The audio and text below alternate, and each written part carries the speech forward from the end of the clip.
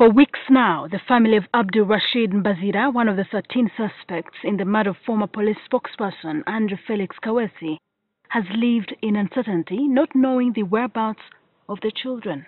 Police operatives picked up the children a few weeks ago after arresting their father from their home in Mukono district. Desperate for answers, Mbazira's wives took their frustration to the media, and when NTV visited their family home on Sunday, a cloud of despair hung over the homestead.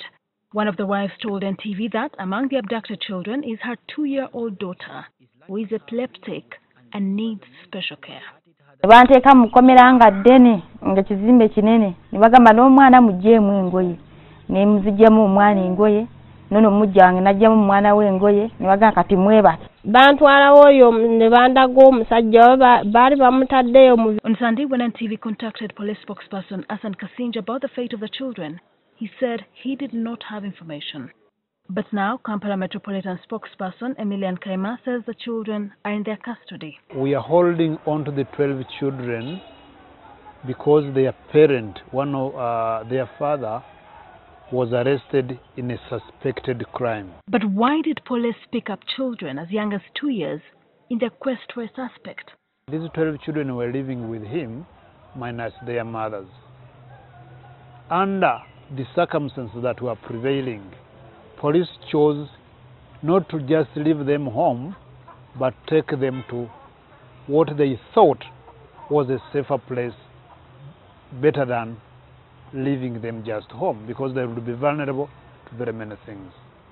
They were placed in a care center in Champisi. Kayima says plans are underway to return the children to their mothers. If the mother goes to the police, we get to know exactly if this is the mother. She signs for her child under camera, so that tomorrow stories will not be brought that this child got lost. Meanwhile, human rights defenders have decried the manner in which police officers handle suspects. This matter was thrust back into the limelight when Kaweesi murder suspects returned to the court for the second time on Friday from the police high-security detention facility in Nalufenya, Ginger district. They appeared unkempt, haggard, and displayed wounds they claim were inflicted on them by police detectives to extract confessions. Police deny these claims.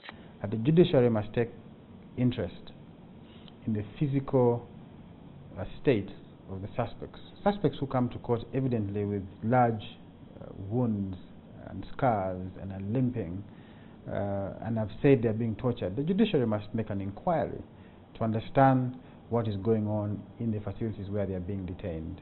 In the absence of that, it will be a dereliction of duty on the part of the court.